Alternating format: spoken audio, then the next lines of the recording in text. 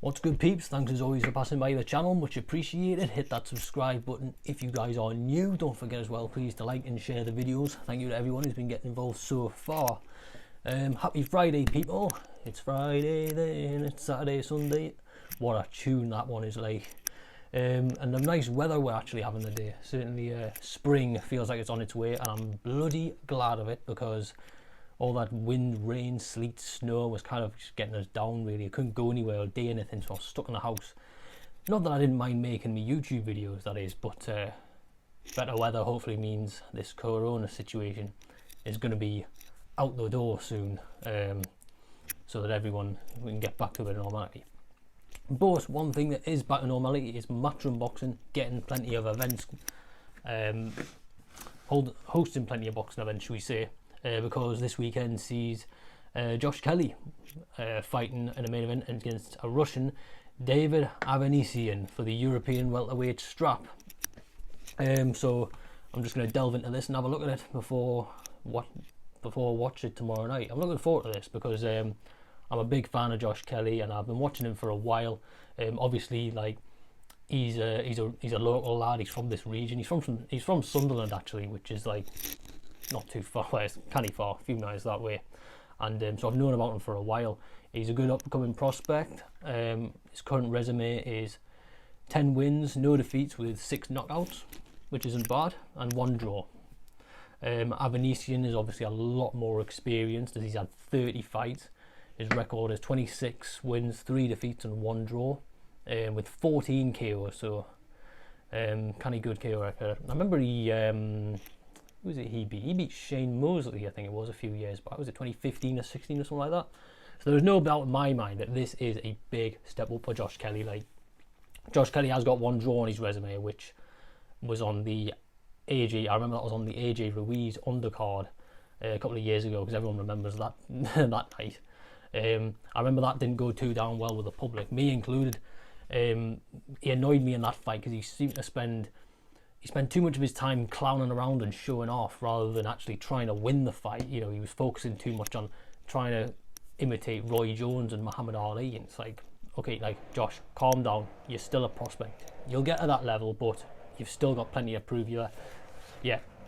Having said that, though, I do like him a lot because he's a very unorthodox fighter. He moves kind of like a robot, really, with his head and his foot movement.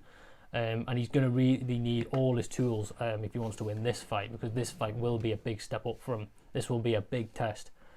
There have been some questions on whether Josh is world level yet, and some people think that if he wins this, somehow he becomes world level. I don't think so. Even as a fan, even though I'm a big fan of his, I think it's far too quick to be getting on that sort of talk yet, because at the end of the day, he's only had 10 fights in our European level for sure. I think he's European level now, but if he wins this, it kind of cements him as being a European level fighter. But to be world level, I think we need to see him in with world ranked fighters, you know, but he will get there in time. You know,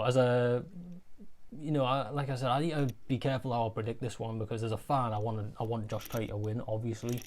But he is in for a big test, because this Avanesyan guy he looks the business. I've went on his resume, and his only defeats have been to Lamont Peterson, who we all know defeated Amir Khan, a good Amir Khan as well, and Kabilaskos, who has only suffered one. He's only been defeated by Terence Crawford.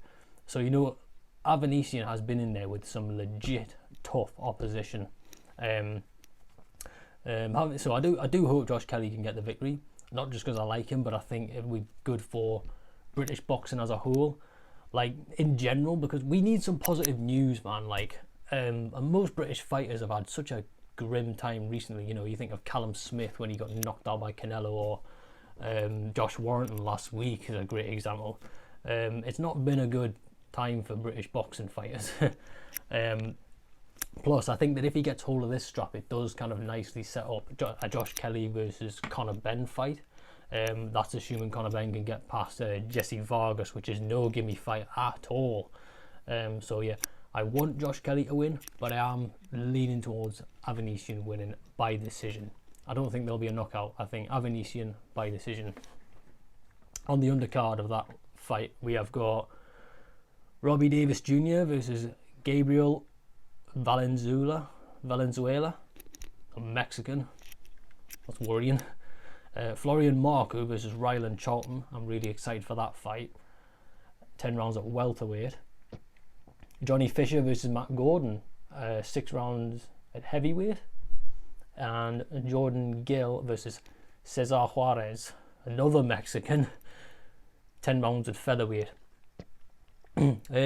Overall, I'd say that is a pretty good card. Props to Eddie Hearn, because that is a solid card. I'm glad to see that Fisher's getting on the card, because it's always nice to see new heavyweights coming through, especially British heavyweights. So it'll be nice to see how he can make his way up, because the heavyweight division is still on absolute fire right now.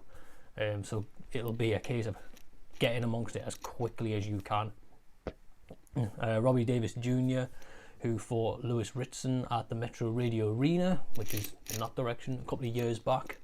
I'm glad to see him back. He's been out the ring nearly a year now. Haven't seen him in since he fought that Argentinian guy last March. I think really he had his eye on the Ritson rematch, but obviously COVID happened. So I think if he wins, this is just again something to keep him warm. And then when we're allowed crowds back, I think they'll try and set up the Davis Jr. Ritson rematch, which was a great fight, to be fair. I really like that. Also, I'm really glad Ryland Charlton is on this card. He had that recent victory in October over Joe Laws, another Geordie lad. It seems we're kind of popular amongst the Matchroom guys, which is good to see, because it's nice to know the region's getting some representation in boxing. But Ryland Charlton looked brilliant in that fight, and Joe Laws, as soon as he felt that power from Ryland Charlton, just did not know what to do with it. He was easily beaten, knocked down several times, body, head. Just made him look amateurish, really. So I like Ryland Charlton a lot. He seems like a down-to-earth lad. He carries himself well. Plus, he's just an absolute monster in the ring. Like, if you go and watch any of his fights, he's just a beast. I love it when fighters like Charlton win.